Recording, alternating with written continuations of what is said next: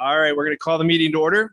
Meeting has been noticed to Evans Print and Media Group, WCOW Radio, Magnum Radio, La Crosse Tribune, Sparta City Hall, and Sparta Free Library. Mr. Russ, are there any changes to the agenda? Yes, I'd like to recommend pulling 4E and 4F as we will not be in needing of a closed session tonight.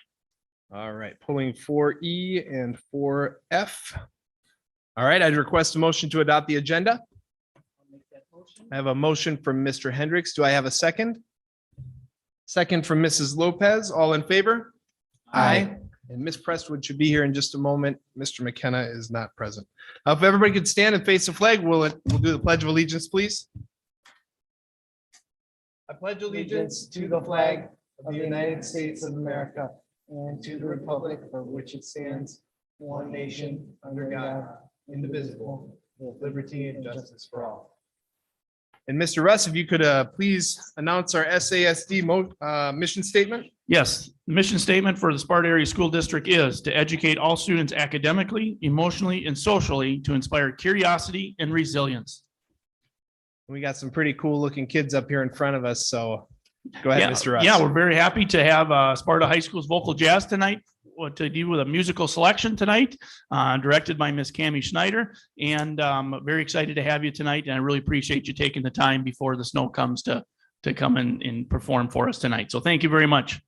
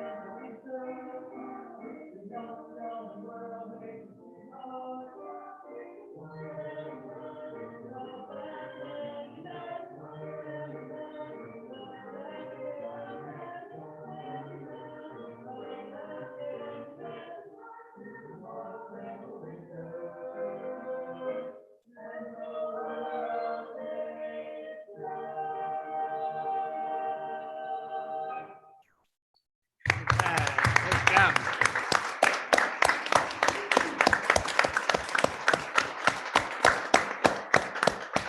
Hey, thank you guys so much for that. Okay, it's a solo ensemble. I'm trying to think, what's the scoring? No, I'm just kidding. We're not gonna, yeah, a little prequel to that, so.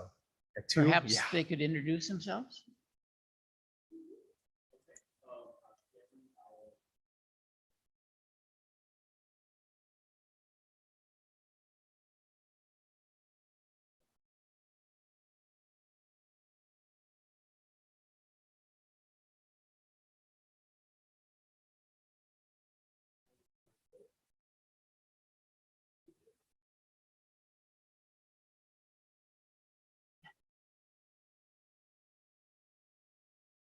Thank you. Great. No, that's perfect. Thank you guys so much. We appreciate that.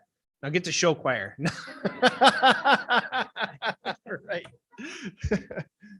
Oh, love it. All right. Mr. Russ, do we have any public input? Not to my knowledge. Any public input that came in a little bit later?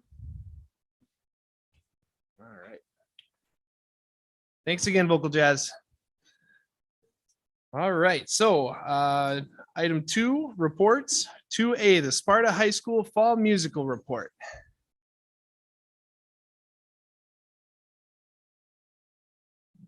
How's it going tonight?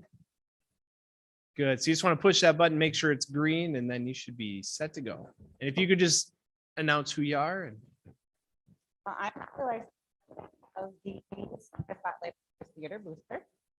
I'm Tina Benish. I'm the treasurer of the Theater Booster.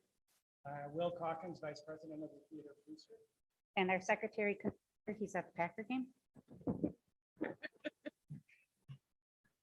Scott Erickson, I'm the director of the musical. Music director. All right, so we are here today to give you a rundown of the fall show. And would we like to start with our video? Yeah. So if you So can this play is a video of the process of musical, where it starts, where it is, how long it takes, process of set construction, costume, to then eventually the show. So here's a little video of that.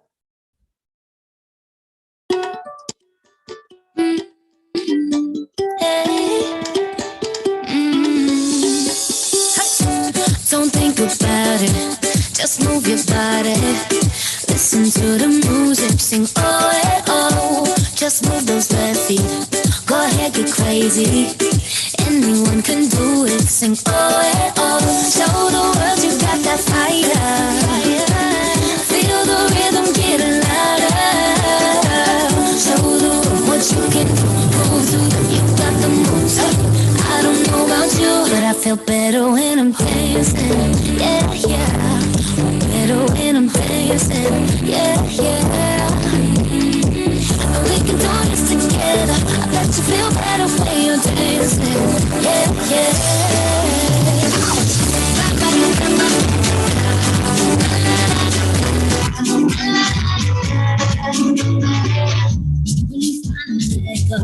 You say that's all I want, 'cause you listen to them. Sing oh, oh, 'cause you're confident, right?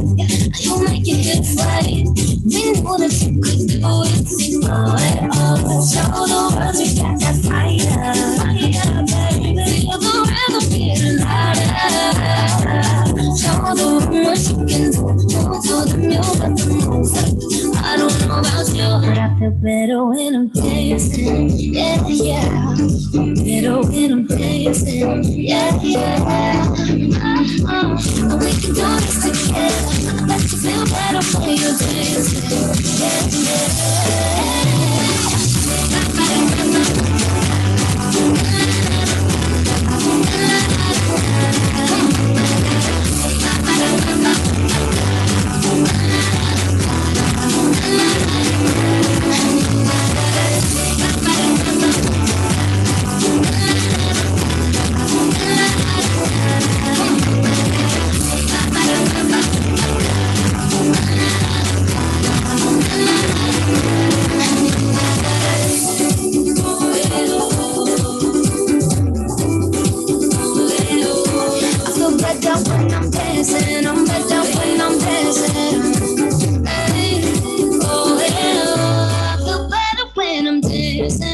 yeah, yeah.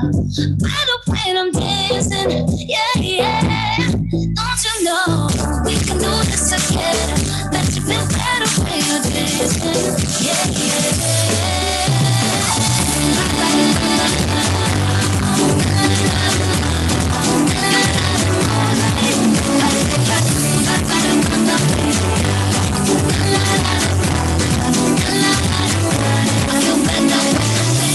I'm better when I'm dancing. Hey, feel better when I'm, yeah, yeah.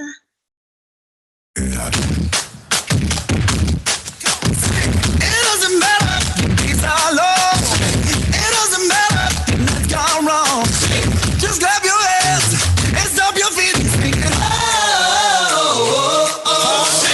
It doesn't matter if she let you go. It doesn't matter if she hurt you so. Get up and dance, just feel that beat and sing it.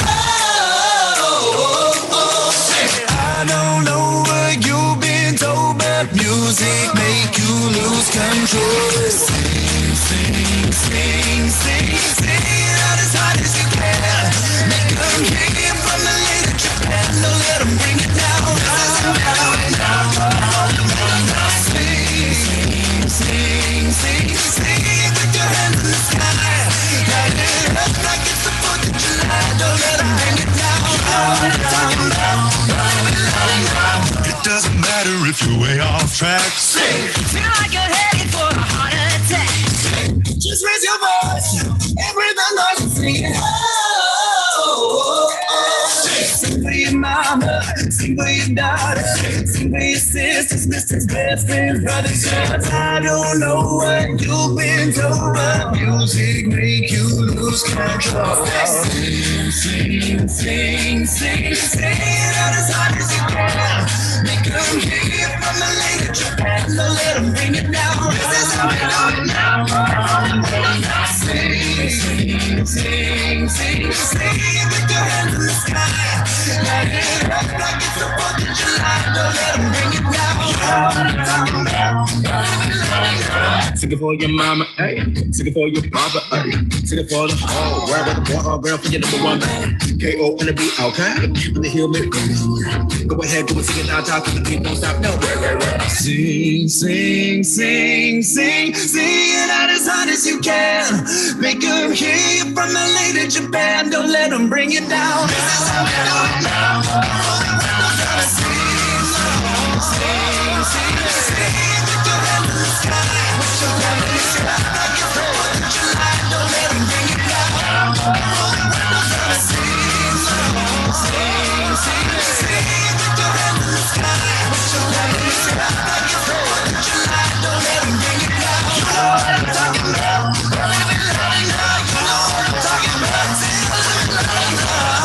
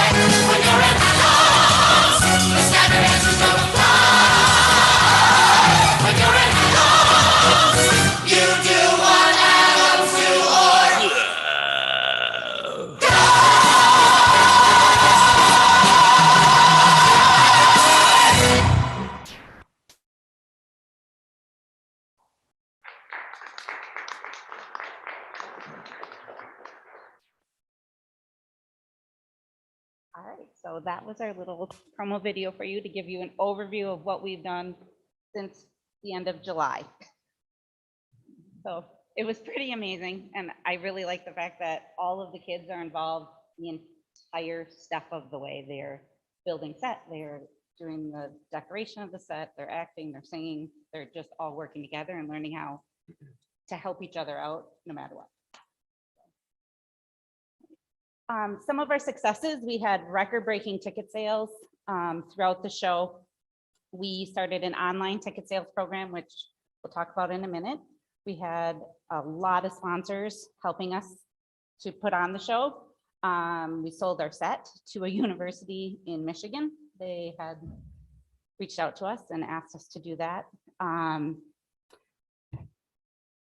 Oh, thanks. Yay.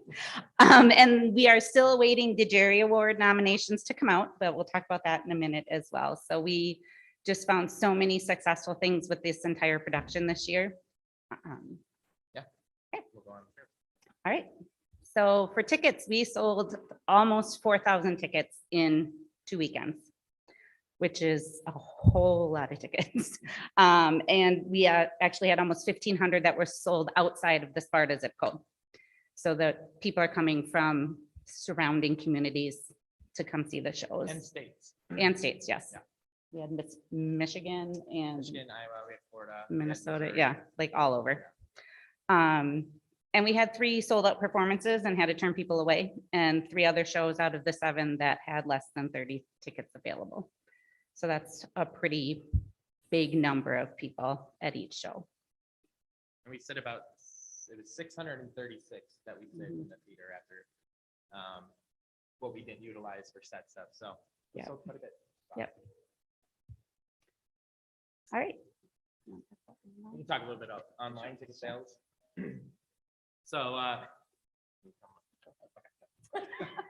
So we use a platform called On the Stage, which is directed towards high school theaters. It was actually made from a previous, Broadway, Yeah. he's a Broadway producer, but he wanted to give back to his community, and so he started this program to make it easier for high school and schools to reap the benefits of not having to have their directors have to do so much. So it made it easier for us.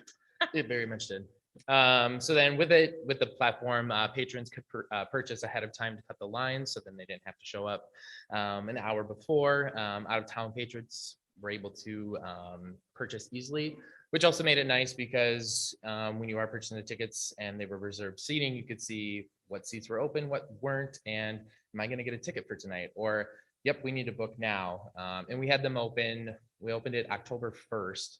And then it was kind of nice to also see how many tickets each night. And eventually it was like, you have 100% seating left. And then it got all the way down to 16% left after the shows were done, which is quite cool. You could also use a QR code to check in, which was more organized. So you just come to the door and we used our cell phones and scanned it in, which was super convenient. And the online thing kept track of everything. So, and it was nice because you could see what your revenue was, what your profit was, all that fun stuff. So audience didn't have to arrive an hour early to stand or wait to get a good seat because the seats could be chosen online in advance. So it was also nice. We didn't really have too many walk-ups. And when we did, it was because we were sold out or something like that. But it was rather than having 600 people come to the door at once to try to get tickets, we had 10, 20, which was really nice and easy. So yeah, do you have anything else about that? No, just arriving early. We had complaints in previous shows that like grandma had to come and stand for an hour to make sure that she got a good seat. And instead she could buy ahead of time and make sure that she had that seat, and then she could arrive 10 minutes before the show and be good. So that was really nice. Yeah, online was the way to go, especially for this. And as our program keeps increasing, I mean, it's really nice to be able to have that platform. So, yeah. And for sponsorships, as you can see, we received 10 times the support from our sponsors than last year. There were 47 different businesses around the community that sponsored the show, and they ranged anywhere from $25 to Over 1,000. over $1,000. So anywhere in between. And it just goes to show how much the community wants this program to continue to grow and support us and support all the things that the kids are doing. So, And after the show, we had people come up that said, we would like to sponsor the next show. So that's really great. Yeah. All right, we'll talk a little bit about our hours that we spent through this whole thing. So Cammie and I, we usually pick the show around March, April, and then we have auditions in April, and then we start the process of all of that, whether that be making scripts for a whole week, trying to get the cast their scripts. So we start in July with a camp for a full week, and then we come back September 1st, and then we start our rehearsals. So just in rehearsals, the kids alone had, with the performances and rehearsals, 240 hours that they put in alone. Set build that weekend, we spent 36 hours just that weekend.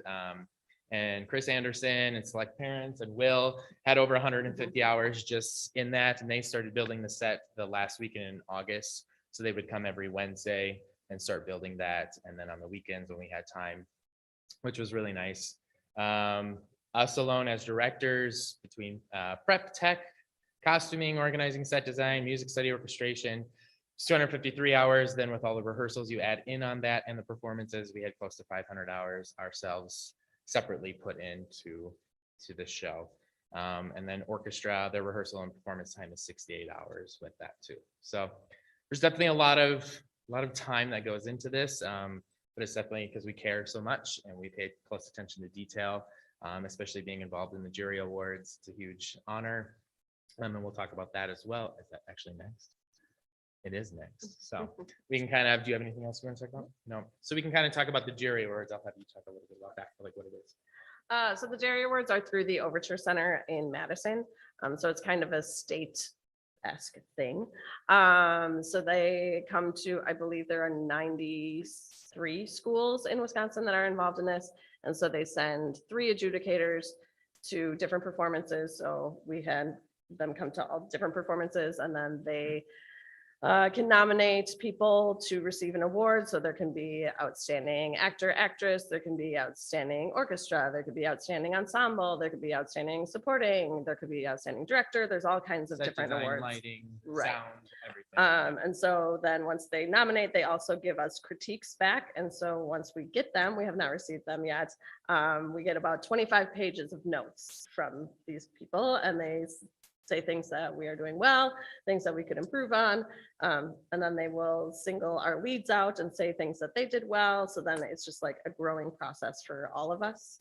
So we just can keep improving our show, and we know what to keep teaching our students. And yeah, if they are selected, then they get to go perform at the Overture Center. So it's like a mini Tony Awards, if you're familiar with theater.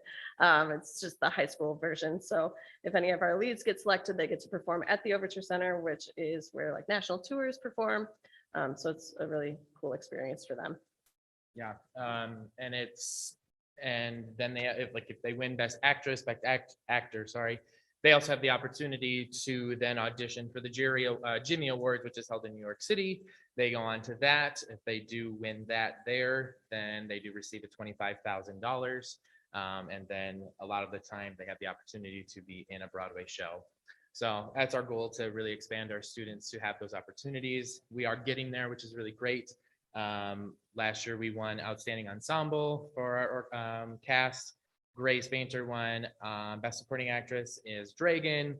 The previous year in Mamma Mia, or sorry, Shrek, or that was Shrek. That was Shrek. And then Mamma Mia, Bethany Bierke, she won Best Actress. Unfortunately, that was COVID year, so it was all done in her bedroom.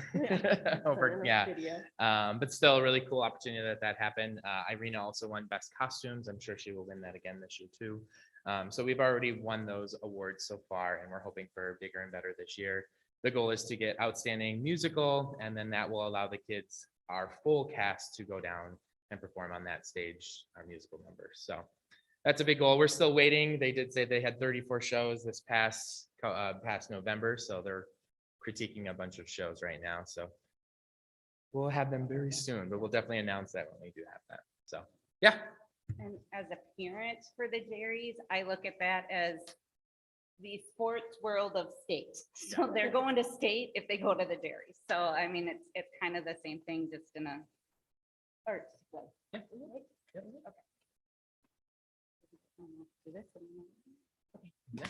So we had some ideas as a theater booster, ways that we can continue to grow our program because it is something that I've had people come up to me throughout the community asking how we do this, how the kids get ready, and we do an amazing job, and you can't stop, you have to keep going. And some of the things that we came up with was, is there a way that we can offer more theater classes for the kids? Right now, there's one at the middle school, and that's it. And there, as you can see, the last 2 years, we've had between 60 and 80 kids involved in the musical. They want to do this. And that could be a great elective, either through the arts program or through even English language arts, to get these electives out there for these kids so they can use them as they go on to school. I know that this has been a great platform for my own kids. And my middle son is looking at going into theater, musical theater and music education, and this would really help him when he goes to school. And I know a lot of the other kids are looking at musical theater and other careers in this area, whether it's on stage, behind stage, set construction, the tech, everything. So we came up with a few ideas of some electives that you can see there, and really want to kind of maybe get the ball rolling on that so you guys have an idea of what we could do with these kids.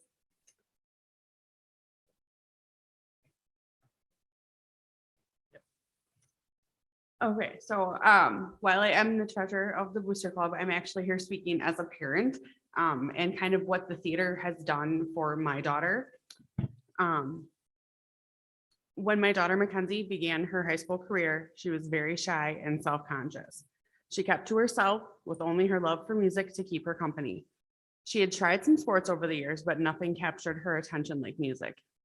Over the first few months, she became friends with a couple of girls who shared the same taste in music, but she still kept to herself and always doubted her talents. Fast forward through COVID to the end of her sophomore year, she started talking about auditioning for the musical. She practiced and she practiced, trying desperately to believe that what her mother was telling her about her talents was correct. On the afternoon of auditions, she called me and told me she was going to come home. She was so nervous and had been sick all day, fully believing that she wouldn't get a part. I told her that I wouldn't make her stay to audition, but that I didn't want her to regret not giving it a chance. She ultimately stayed, earning a role in the ensemble of Shrek the Musical. Skylar and Ms. Schneider saw the talent that she kept hidden, lighting that flame inside her. That moment literally changed her life. She started trusting her talents. She auditions for solos. She shines on the stage. She earned a role in the ensemble for the Addams Family Musical and a spot in Upstage Adrenaline Show Choir. She has a large group of friends and enjoys spending time with her music community. She now wants to pursue a career as a music teacher. Mackenzie is not the same girl she was 4 years ago, and we have the performing arts to thank for that. Music and theater allow the rest of the world to see the girl I always knew was there. I cannot thank Skylar and Ms. Schneider enough for helping Mackenzie believe in herself and for giving her her sparkle. Mackenzie is not alone in her story. There are so many kids just like her. Performing arts are what make them come alive and help them find a community in which they belong. I don't think any of us will disagree about the importance of involvement in high school. Extracurricular activities offer opportunities for students to learn the values of teamwork, individual and group responsibility, physical strength and endurance, competition, diversity, and a sense of culture and community. The performing arts community is no different from a sports community, and it's time that our school district started closing the gap, allowing more resources to grow this program. Our coaches put in just as much time and effort, if not more, than sports coaches. Our students work just as hard as students involved in sports. Performing arts require endurance and training, just like sports. It's time for performing arts to be treated fairly, getting the attention that so many other extracurricular activities receive in our school district. Thank you. Yeah, as Tina, even though I'm an officer in this spotlight group, I want to speak on behalf of being a parent. My son is a freshman this year. And I was introduced to liberal arts last year when he performed in Shrek the Musical. Mind you, I've been in this community for over 20 years and I've been a sports guy for 20 years. I've given my time to basketball for over 20 years and I'm very passionate about it. As I do today, I'm a high school or girls varsity assistant basketball coach. But what liberal arts has done for me and my family and my son and the rest of the theater community is remarkable, really. I was very ignorant to it, didn't know anything about it. And to see these kids open up and be who they really are is something that I haven't seen in 20 years in being in sports. And so I just encourage you to really think about putting a program together, an elective, for these kids to really shine and be who they want to be. And our school could be the liberal arts school of the area. And on that, I want to bring up something that was brought to my attention with the performance last year. As you know, our sound system in the theater hasn't worked, I thought, for a couple years. But after asking a few people, it's been close to 5 years that our sound system hasn't worked in our auditorium. And that sound is the voice of our young children today that are performing for not only our community, but people outside of our community. And I liken it a little bit to sport because that's what I know. If our basketball program had a scoreboard go out, I would suspect that our district would fix that scoreboard in less than 5 years. And so I want you to really seriously think about what these kids are doing for not only our district, for their own well-being, as their families, and really encourage you to dig deep and find a place for liberal arts in our high school. Thank you. That is what we have. Does anybody have any questions or? Any questions or comments from board members? Go for it. Sure. Thank you so much. I don't even know where to begin, but half the time my heart has been in my throat. I'm just so beyond impressed, from the middle school singing at our last meeting to these wonderful young men and women up here. I just want to say thank you. I hear you. I know that performing arts can increase test scores, and mental health. And it can be a very, very effective tool. So thank you so much for bringing all this to our attention. I truly appreciate it. Thank you. Any other questions or comments at all from board members? Mr. Burns Gilbert? Yeah, thank you. I had my daughter's first concert this morning, so y'all made me tear up. So thank you. I just want to say that. Any other questions or comments or anything? Well, Booster Club was a good idea. Wow. No, we just want to thank all of you so much for the time, the effort, the commitment to each and every student that you work with. You're life changers for them, for our community and people outside of our community. And you think everybody that's coming from outside of the zip code is bringing business to the local communities and so on and so forth as well. So I'm very excited to look at some business a little further down my agenda that talks about the high school auditorium. So I'm excited about that. But thank you all so much. We really appreciate it. Thank you. Have a great night. All right. All right. Item 2B, the WASB 2023 resolutions. All right, attached, and the board has had it for a week or so. Mr. Wells is going to be our delegate at the WASB convention on January 18th, 19th, and 20th. And these are resolutions. They're not laws or anything like that, but these are just proposals that the School Board Association is recommending or not recommending to the General Assembly. And at the convention, the delegates will get together and they'll vote whether or not the WASB should move forward with their influence to the legislators, the DPI, and other branches of our educational society. So I guess we could do it a couple different ways. If anybody has any questions, we can take them all in one big swoop. If anybody has any questions, we can just address them at any time. But Todd is going to be there to represent us, and representing us. If there's anything that maybe you have questions on, or would maybe say, hey, we may not want to back that, now's the time to give Mr. Wells some information. But Mr. Wells is our delegate, and we, based on being the delegate, we trust that he will do what's best for our district. And we're just giving him a little bit of direction, we meaning the board, in these things. All right, any questions or comments from board members? Mr. Hendricks?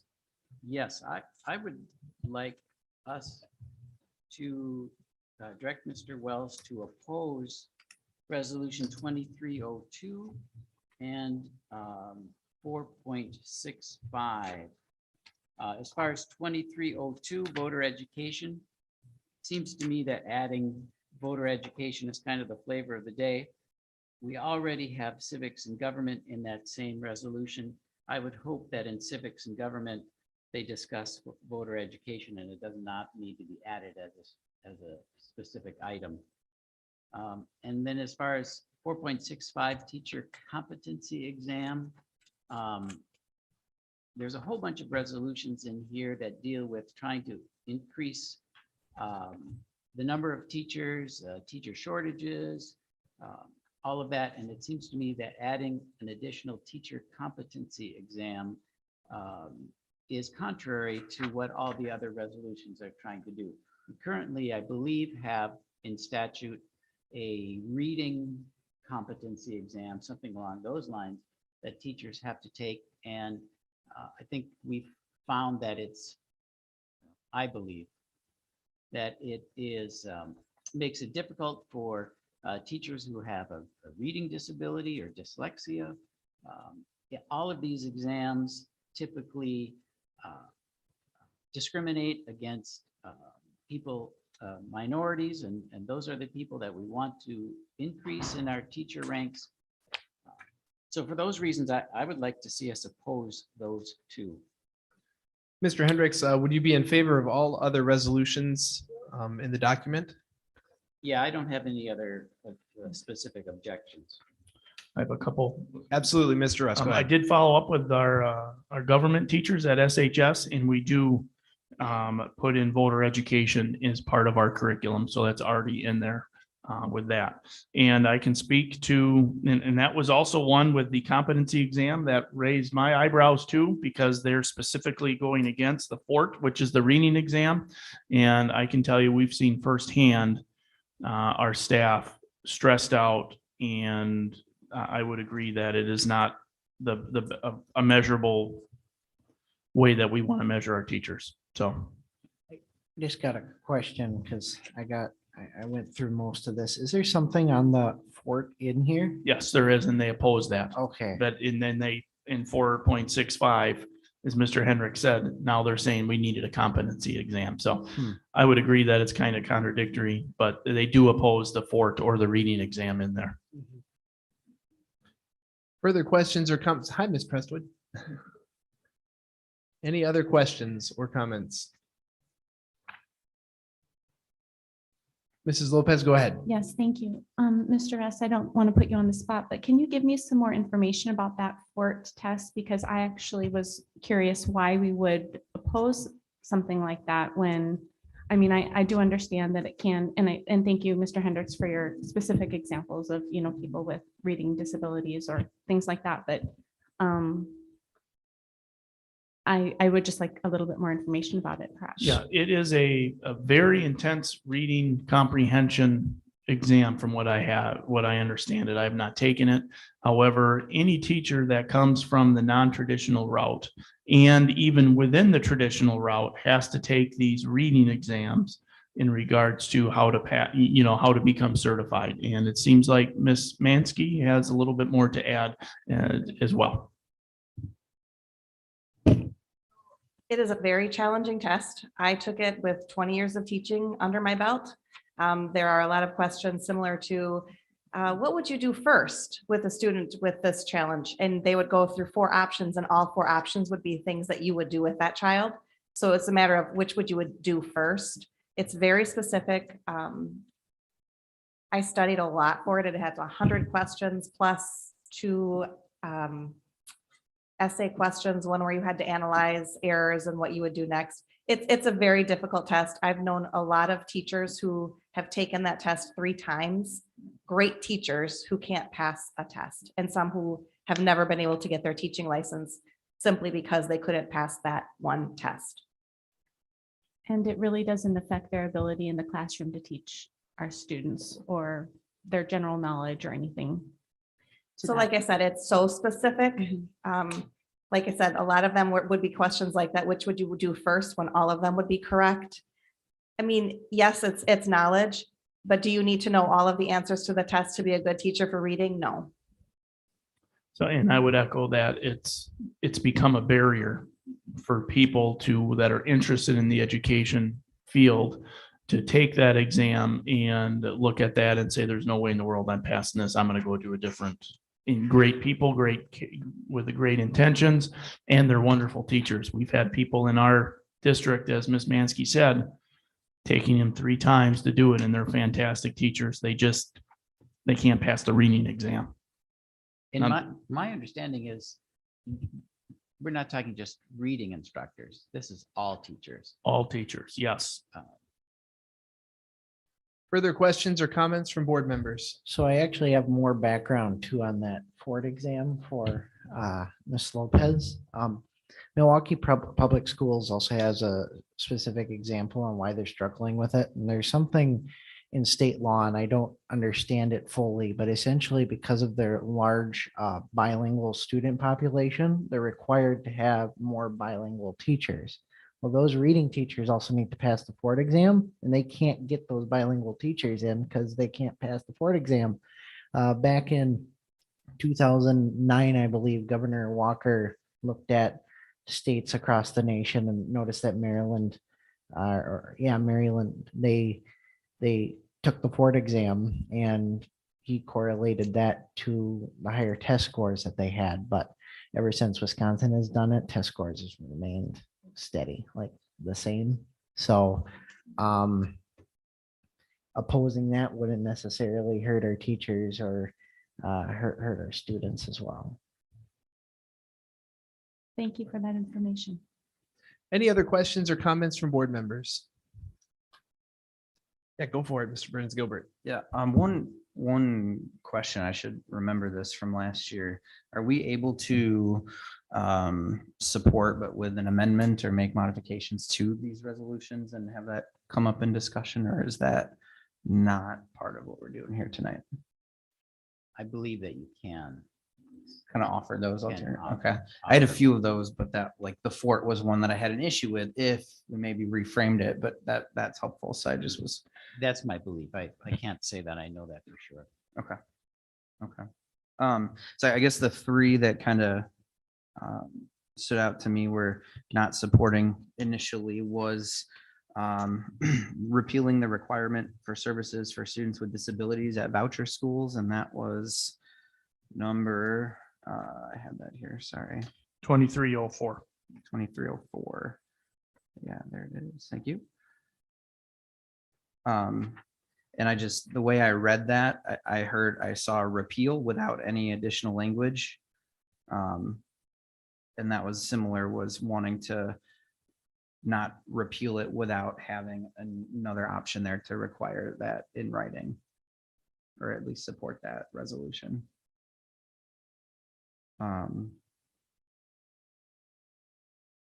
So that was one. The other one was the unemployment compensation. I just, for me, didn't see, and that is towards the bottom, was number. I just had it. Maybe 2311. not. Yep, 2311. So that one was about teachers going between districts and getting unemployment. And I just didn't see in the rationale, like evidence as opposed to some of the other rationales in these resolutions. So it really read as it could be an issue down the road. But I didn't know if that was something that just seemed like a slippery slope to support something that people could take advantage of without knowing if that's actually an issue or not right now. So that was a red flag on that one. I'll speak to that a little bit. Yeah.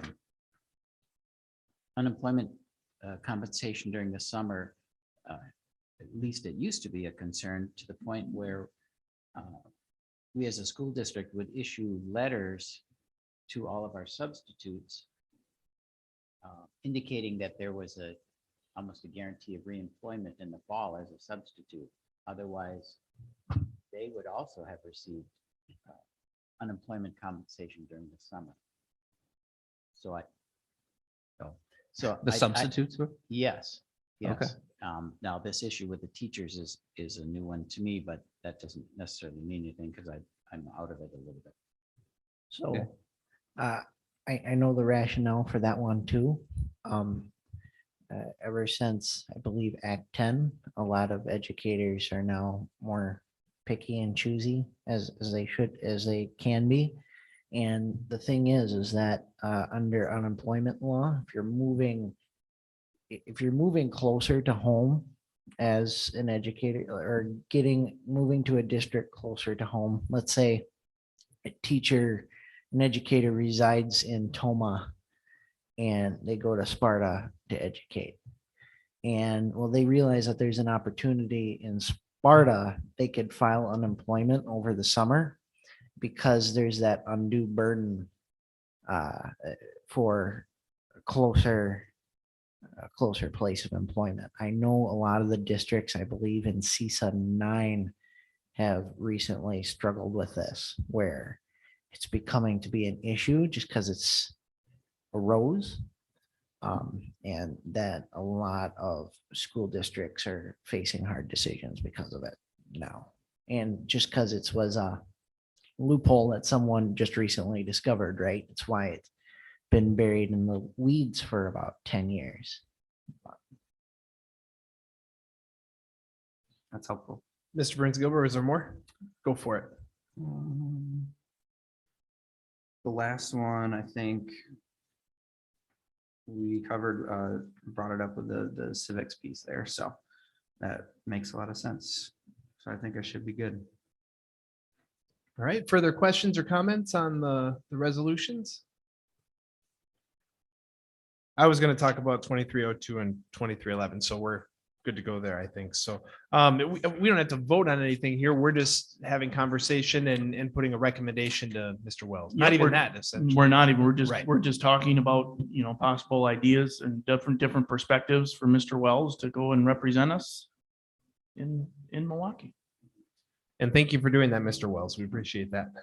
All right, any other questions or comments? The directors, everything good back there? Anything further? Okay. All right, item 3, consent agenda. We're going to pull item F out during the committee of the whole. Mrs. Lopez, you abstained, so I want to pull that out so that we can have a separate vote for that. Anything else on the consent agenda? Mr. Burns Gilbert?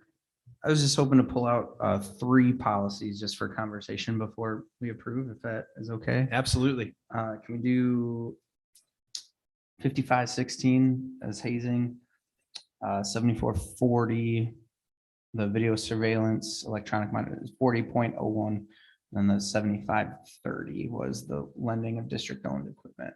So have those conversations right now, and then we go ahead and Be my recommendation that we do the rest of the consent agenda minus those 3 policies and minus F at this time. all right. And with that, I will entertain a motion to approve the consent agenda. I'll make that motion. I have a motion from Mr. Hendricks. Do I have a second? I'll second that. Second from Mr. Wells. Roll call. Ms. Presswood, Yes. Mr. Schulte, Yes. Mr. Burns Gilbert, Yes. Ms. Lopez, Yes. Mr. Wells, Yes. Mr. Hendricks. Yes. Motion carries 6-0. Mr. McKenna is absent. All right, let's go ahead and have the conversation then. Should we do item F? Okay. I will entertain a motion to, or action to approve the leave of absence as presented at the committee of the whole. I'll make that motion. All right, I have a motion from Mr. Burns Gilbert. Do I have a second? I'll second that. Second from Ms. Prestwood. Roll call. Ms. Lopez, I abstain. Mr. Shozi, Yes. Mr. Burns Gilbert, Yes. Mr. Hendricks, Yes. Mr. Wells, Yes. Ms. Prestwood. Yes. Motion carries 5-0. Mrs. Lopez abstention and Mr. McKenna absent. All right, Mr. Russ, go ahead. Mr. Burns Gilbert, we pulled up, I pulled up 5516. What questions do you have or for that? Can you pass it?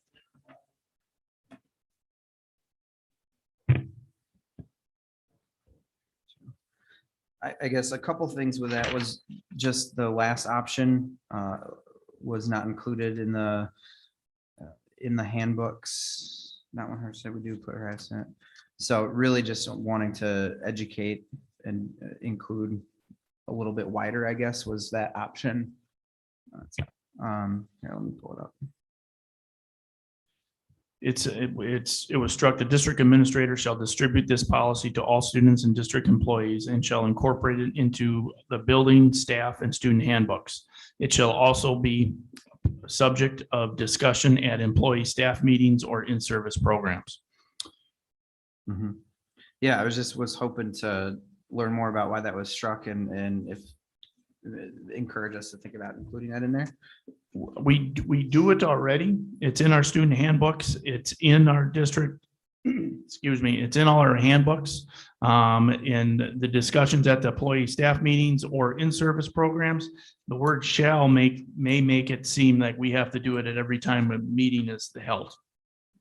So what was that last part? It may be interpreted as we need to do this at every meeting rather than the ones in the beginning of the in-service and that sort of thing. But that I believe is what the discussion was, or maybe we didn't even have a lot of discussion on it, but either way, it is done annually in all of our in-services, and it is in student handbooks and talked extensively in the beginning of the year.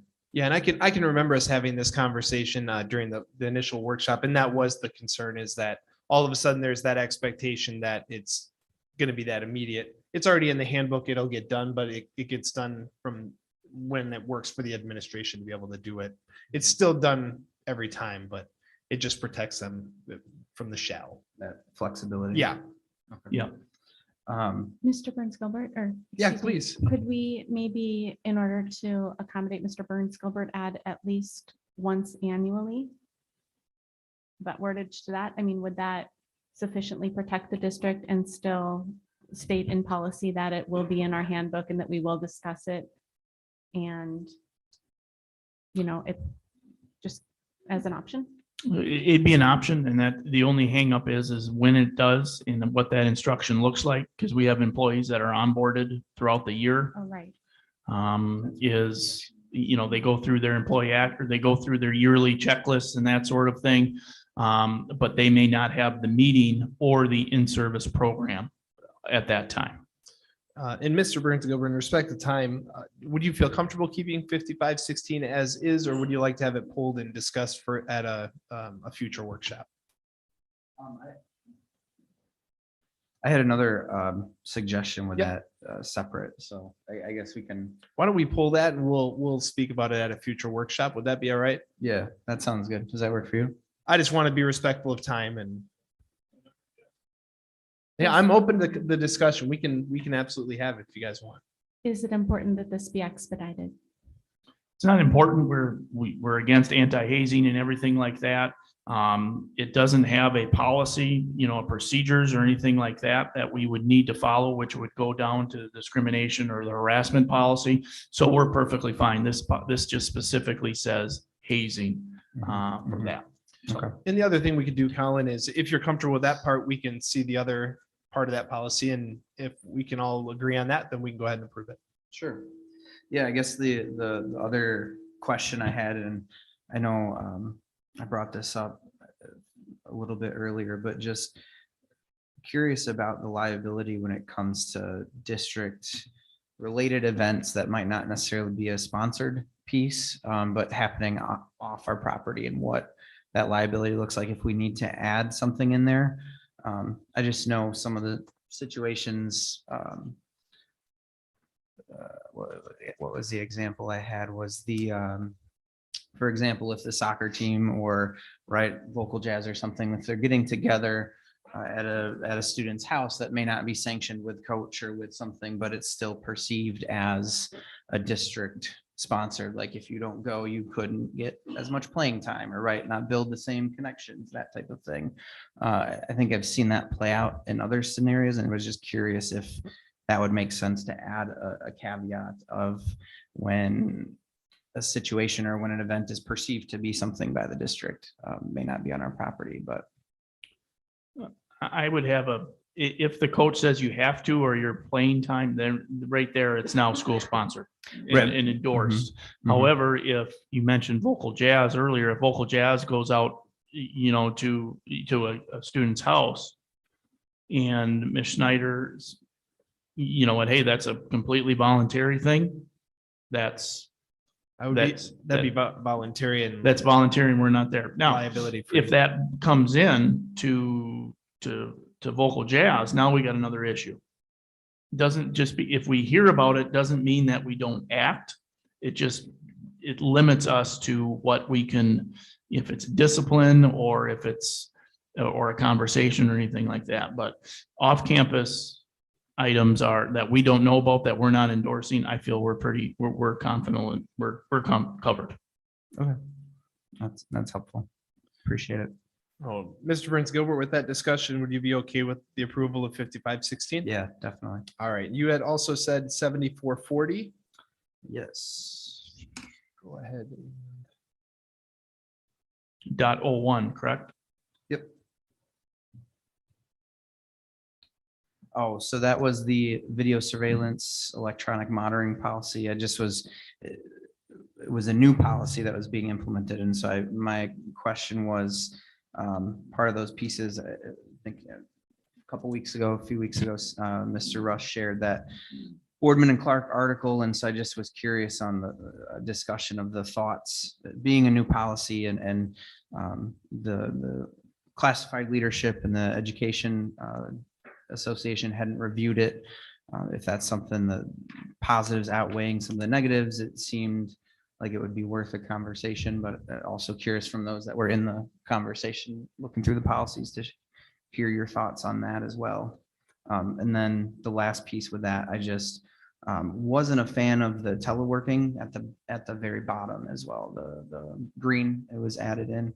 I think just the way it was framed of admin being able to tap into computers, I believe was the policy addition there. Let me pull that. But anyway, that was just a concern I wanted to bring up for discussion. From my lens, if we can't trust our employees to telework, then they shouldn't be approved to telework. And so would want that to be maybe an individual conversation with each employee, their supervisor, versus a policy that just shuts that door for every position in person. So those were a couple thoughts for discussion. If people have ideas, or if that's another one that we want to pull for further conversation. Yeah, I was gonna ask It the same thing. is. It's on the first paragraph on the second page. It says, further, if an employee is assigned to work remotely, i.e. telework, the administration is authorized to conduct observations that consist of the supervisor reviewing video recordings of the employee working and or watching the employee perform his or her job, which will be their job responsibilities through the means of live stream that will include both video and audio. I can tell you, I did observations during COVID when teachers were actually conducting video and doing classroom observations. That, I believe, is where it is more, rather than Ms. Hauser's working remotely on Thursday, because we may or may not have a another emergency closure day. And then me tapping into Ms. Hauser's computer and making sure of that. A, I don't know how to do that. But B, it's just working and watching to perform job duties means a live stream. I would have to tap into her computer and say through Zoom and that sort of thing, and then go in that way. I don't know of any other way that can be done. But we would have the right to do it that way. I'm not really concerned about going into making sure that Ms. Hauser is working remotely on Thursday. Mr. Russell, that's one of the policies with the big adjustment for buses and audio. That was recording of on- audio. No, that was facility. I just want to make sure. I wasn't- Security. I gotta look up. Yeah.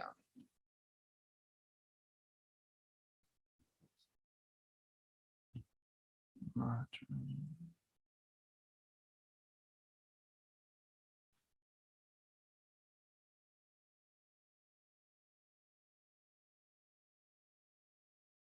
feel like we talked about that in the Yeah. 744001. Yes, I believe that's correct, and I must have. So that was one of the big conversations with that one, Colin. And so I do see what you're saying. Is that something you would still like to see pulled, or after further discussion, do you feel comfortable with keeping that in? I think that makes sense. That example that helps. I wasn't thinking of that. So that's being able to have that in there when we need it versus the actual, what does implementation look like? So. And this is the audio one I that thought we so. we Okay. did, and we did add some protections. One legal opinion would be good, we don't want to do that. The other one is well, we got to post the heck out of things, which we do have it posted. Do you have a right to privacy? We added in the policy, no one on district property has the expectation of privacy when it comes to surveillance and recording. Not to say that we don't want to give that policy, but we use the audio so much to find out for investigations. The last thing we want to do is start eavesdropping, and we don't have time for that either, but it's that private, it's that balance. All right. Any other conversation on 744001? All right. And then Mr. Burns Gilbert, you had 7530 as well. Yep, that was the lending of the district-owned equipment. And the way I read that was employees weren't able to take home their district-owned equipment, right? Laptops, those pieces. I just know, unless I read it wrong, that was just, I don't know if that's realistic for our employees to not take stuff home during the week. Knowing that a lot of them do that, knowing that like some of that is built in, some of that's purposeful, that flexibility. But that was my only concern with that one. Yeah. And this was not referring to the electronics. That's in a different area. This is that you can't take our skill saw home. You can't take our automotive jack. You can't take, it's tangible equipment that isn't your computer, basically. It's preventing the liability from leaving the school property and taking it home to work on a project at home. If you need to work on a project, stay in the shop where the saw is. Yes, Essentially. yeah. I can't bring home all the 6-foot tables and chairs for the graduation party or for the holiday party. I can't do that. That's what that says. Sure. Okay, that's helpful. Thank you. So All that looks right. good. Yeah. Okay, any further discussion on 7530? I'm sorry, I didn't mean to interrupt you. Okay. All right, with that, I'd entertain a motion to approve policy 5516, 7440.01, and 7530. I'll make that motion. I have a motion from Mr. Burns Gilbert. Do I have a second? I'll second that. A second from Mr. Wells. Can I just do an all in favor? I think so. All right, all in favor? Aye. Aye. All right, motion carries 6-0. New business. Item A, discussion and possible action to approve no more than $20,000 of Fund 46 to be allocated to determining an RFP for sound and lighting in the Sparta High School's auditorium. Mr. Russ and Ms. Hauser. Yeah, so for the facility report last week, we talked about doing a facility study at SHS, including the auditorium. The auditorium facility study is a specific company that specializes in these. outside of the norm. For our regular facilities, we used HSR before, but HSR even understands that they're not an expert in auditorium RFPs in sound and light and that sort of thing. So what we're asking, if the board wishes to continue that, the investigation of what it would cost to do the upgrade to the auditorium's sound and lights would take some money out of Fund 46, not to exceed $20,000 to start that process. We're looking at, Ms. Hauser and I spoke, and Mr. Blaha spoke with a vendor that we're looking at anywhere between $10,000 and $15,000 most likely. That was just an estimate, but this gives us a leeway not to go over 20,000 to start that. They would go in, they would interview us meaning Mr. Erickson, Ms. Schneider, Mr. Blaha, our Ms. Thompson for band, but also talk about how can we utilize it for a classroom space as well. And you start looking at what are the needs that we have to do what we need to do. There's a lot of options, as you can imagine, from the stuff on Broadway in New York City to, you know what, we can put on a darn good high school musical or a darn good high school performance with some equipment. So if the board wishes to continue to look into this, just to see what it would cost, it's about if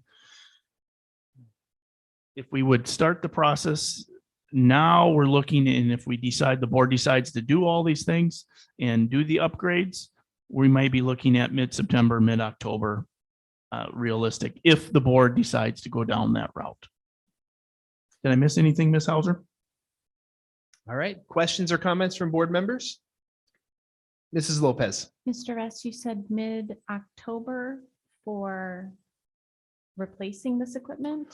That was yes, that was the best guess. If we start, the beginning of January, we say the go, they start doing things that I don't understand besides interviewing our people and getting quotes and looking through our facility and then getting to the RFP, hopefully go through that process because they'll help us get vendors to do all those things. And will that interfere with our performances or hopefully be before? In theory, it will be before. The hope- And the they hope is before. it's before, and they're looking at a week install only, which I thought was a pretty darn good Yeah. thing. They're theater people, which they're used to, and they understand that our show and our practice must go on. So they will work with us, and we'll have to be flexible as well to do that. But they seem to think that, from our initial phone conversation, that we're looking at around October, which gives us another month to our performance. That's if everything goes well. I can elaborate just a little bit on that.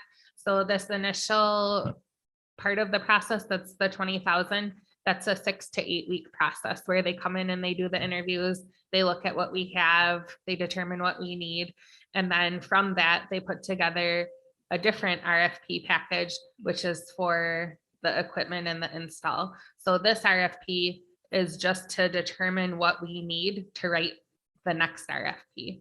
And then once that next RFP is written, so that would be, call it 8 weeks out from when we would sign the contract for this, then that needs to go out to the market. And we've been through the RFP process before. So it sits out there for a couple of weeks. We do interviews. So call that another 6 to 8 weeks before we have that vendor selected. And then really it's placing the order for the equipment, and like everything else in the supply chain, that's actually the longest part. So we could have 3 to 4 months just waiting for the equipment to come in.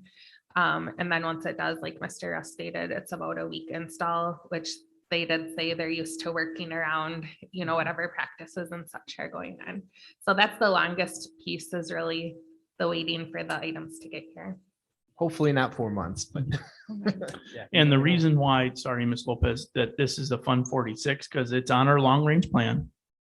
And the board, and normally it's like, hey, it's under $20,000, administrative takes care of this. But with Fund 46, it requires official board action. So that's why it's coming in tonight for Fund 46. And if this was the case, we would give the report, and then we would have to do another motion to see, depending if we have funds in Fund 46 or another way, we do another motion then.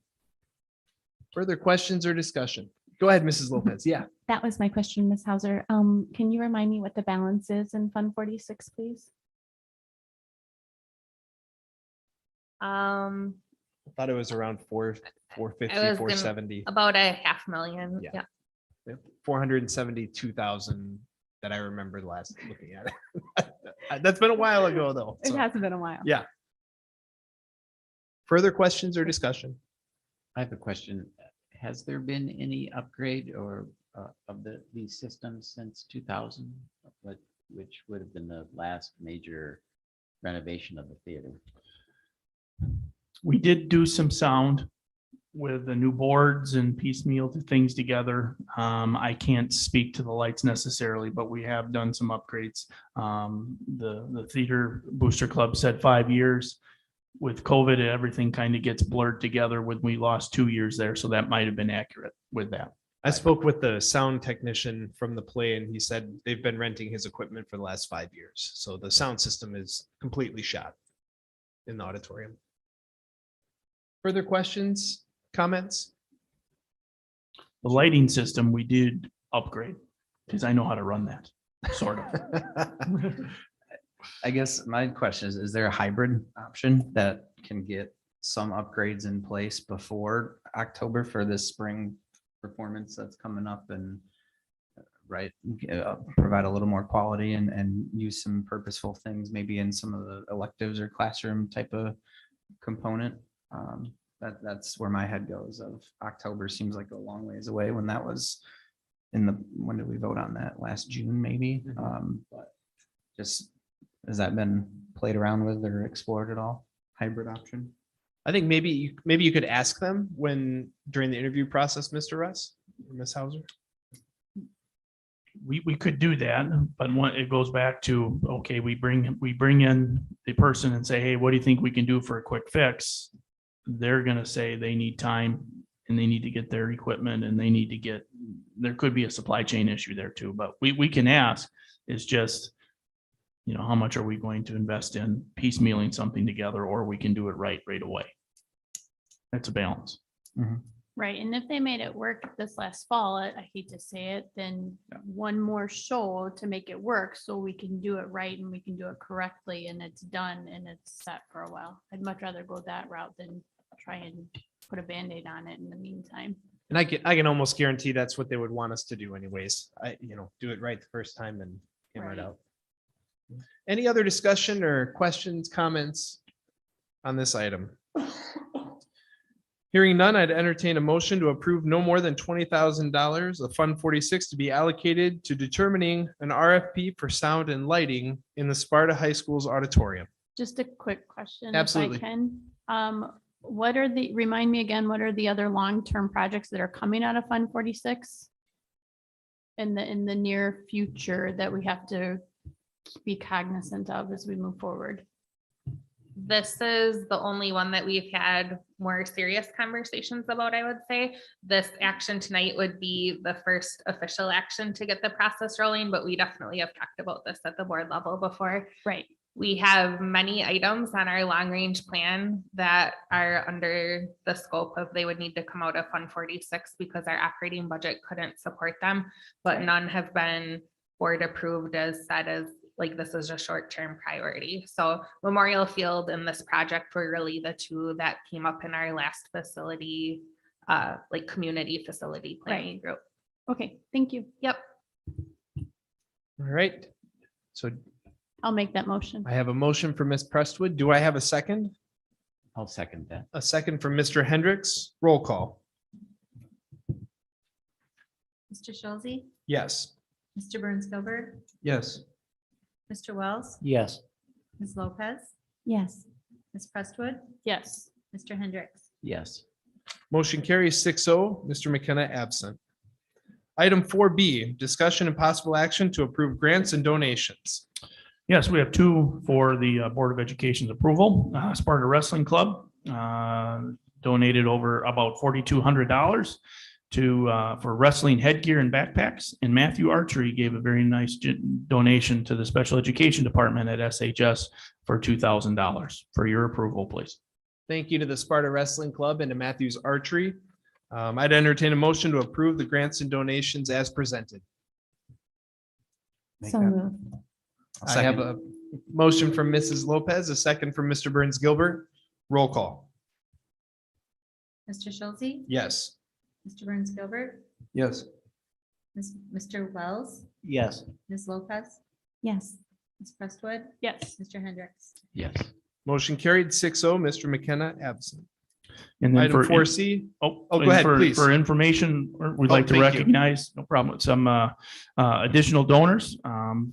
JCCS Enterprises Incorporated, or Papa Murphy's, and Black River Falls Clinic and Pharmacy donated very generous donations to student supplies. Papa Murphy's to Southside and Black River Falls Clinic to Sparta High School. The following organizations gave to the Angel Backpack Program: Sparta Pharmacy, Sparta Holiday Community Group, Cal and Andrew Marks, Cooley Region Insurance Group, Rachel and Joel Frazee, John and Diane Noonan, Todd and Andrea Ziegler, Herman PTO for the food drive gave to the backpack program, and then the Quilt Corner food drive to the Angel Backpack Program as well. So thank you very much for those donations. Thank you for those. All right, and with that, item 4C, meeting schedule and future agenda items, Mr. Russ. Yes, we just have the committee of the whole coming up on the 9th. And then we have the WASB convention. The pre-conference is on the 17th and it runs through the 20th. And Ms. Hauser will be presenting at the conference as well on the 18th. Correct? On the 18th. So at the convention, which is in Milwaukee. We have our full board meeting on the 23rd, and once again, that's at 6 p.m. in the Metaview Auditorium. And then going into February, the committee of the whole on the 13th, and then the full board on the 27th. Some positive happenings. It's been a week only, but we continue our trek to our winter break. We did have an extra day off last week, unfortunately, but it was nice. I was on Cow 97 and explained a little bit that morning about what it actually entails to go through that process. So it's just not, do we want to have school or not? Yes or no. So there's a lot of moving parts. Special thanks to Southwest, Jason Schwartz, does a lot of driving. And on that day, he said, I'm sorry, I couldn't talk to you at 4:30 because I was backing down a hill with a tree branch in the middle of the road that he couldn't get through. So we're in communication with the highway department. There's a lot of collaboration there. Ms. Hauser's involved, but a lot of collaboration, and we want to make sure people are safe, but we also understand that we're going to get snow like we get snow tonight. And we do our best. The buses may run a little bit later, but that's something that we try to stress to make sure that, people are patient and that sort of thing. But a lot of holiday celebrations in the schools. We have the first grade choir concert tomorrow, I believe is at 6:30 at Herman. And Montessori has their celebration on Thursday. I believe Southside had their celebration today. So just a lot of positive happenings, and we continued the high engagement in the classroom as well and keeping them focused as much as we can. So a lot of positivities, a lot of acknowledgement that we have a ways to go, but a lot of collaboration and understanding that goes into that. So, and before we, I just want to wish everyone happy holidays and have a safe break.